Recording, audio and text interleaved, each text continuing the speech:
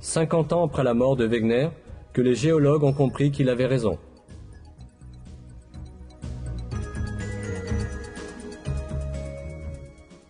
Découvert grâce aux recherches géologiques effectuées au début du XXe siècle, ce mouvement de l'écorce terrestre est expliqué par les scientifiques comme suit. On a mesuré la dérive des continents d'1 à 5 cm par an. Un point important doit être souligné ici.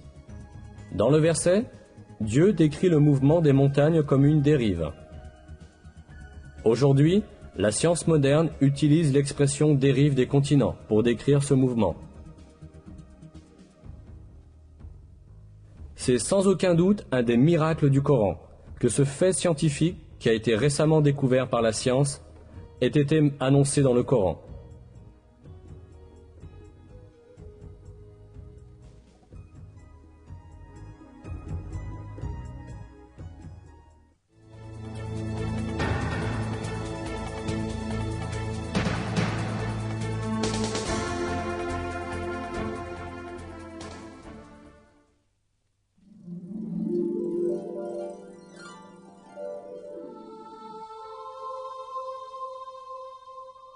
Le fer est un des éléments soulignés dans le Coran.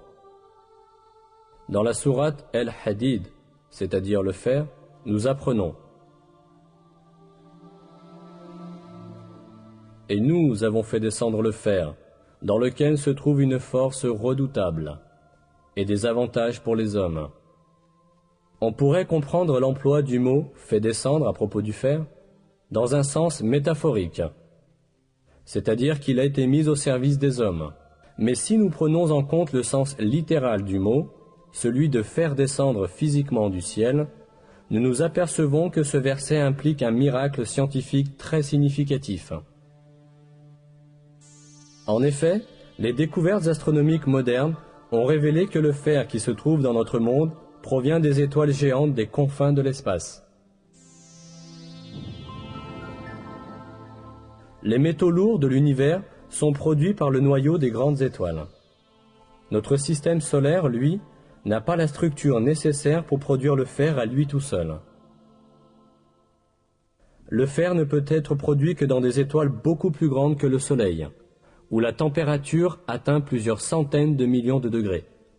Quand la quantité de fer dans une étoile dépasse un certain niveau, l'étoile ne peut plus le supporter et finit par exploser en ce qu'on appelle une nova ou une supernova.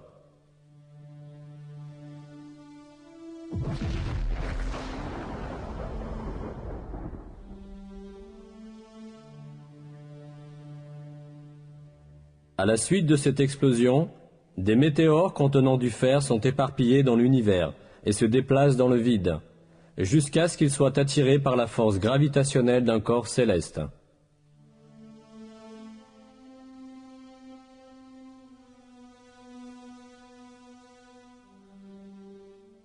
Tout cela montre que le métal ferreux ne s'est pas formé sur la Terre, mais a été transporté dans l'espace par des météores depuis des étoiles en explosion, et est ainsi descendu sur la Terre exactement comme l'affirme le verset.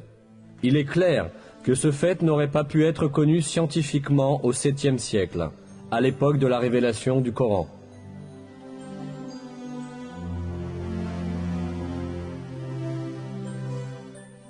Et nous avons fait descendre le fer, dans lequel se trouve une force redoutable et des avantages pour les hommes.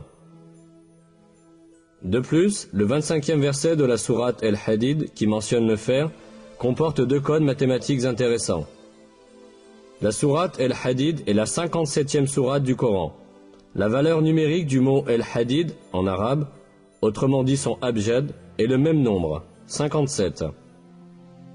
La valeur numérique du mot hadid tout seul est 26, et 26 est le code atomique du fer.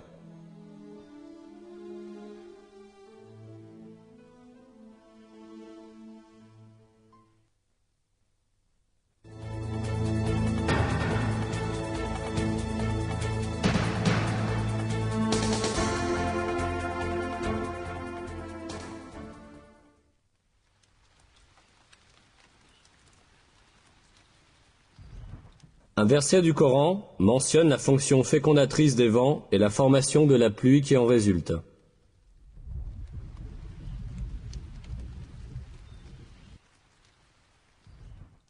Et nous envoyons les vents fécondants, puis nous faisons descendre du ciel une eau dont nous vous abreuvons.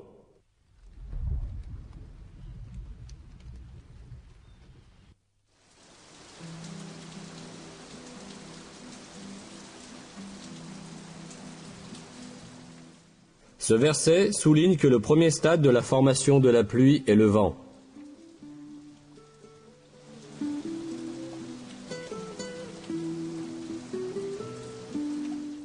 Jusqu'au début du XXe siècle, la seule relation que l'on connaissait entre le vent et la pluie était que le vent apportait les nuages.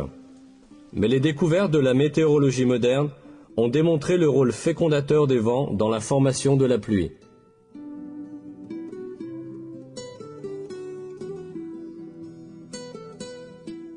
Cette fonction fécondatrice du vent agit de la manière suivante. À la surface des océans et des mers, d'innombrables bulles d'air sont formées par l'écume. Au moment où ces bulles éclatent, des milliers de minuscules particules, d'un centième de millimètre de diamètre, sont projetées dans l'air. Ces particules, qu'on appelle des aérosols, se mélangent à la poussière apportée de la Terre par les vents et sont transportées jusqu'aux couches supérieures de l'atmosphère. Ces particules, transportées en haute altitude par les vents, entrent là en contact avec la vapeur d'eau.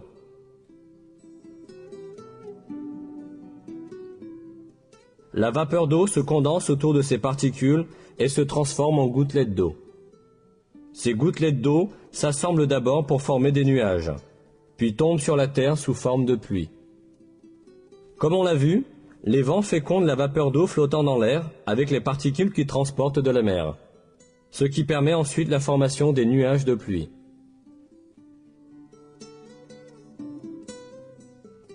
Le point le plus important à retenir ici, c'est que ce rôle crucial des vents dans la formation de la pluie a été affirmé il y a des siècles dans le Coran, à une époque où les gens ne savaient que très peu de choses des phénomènes naturels.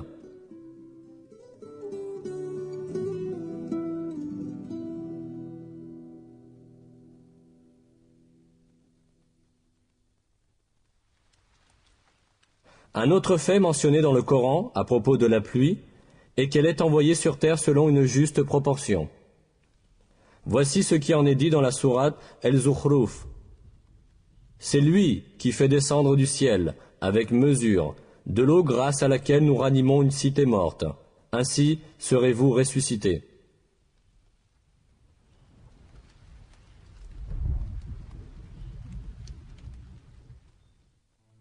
Cette mesure de la pluie a elle aussi été découverte par la recherche moderne. On estime qu'à chaque seconde, environ 16 millions de tonnes d'eau s'évaporent de la Terre. Ce chiffre s'élève à 513 000 milliards de tonnes d'eau en une année. Ce dernier chiffre est égal à la quantité d'eau qui tombe sur la Terre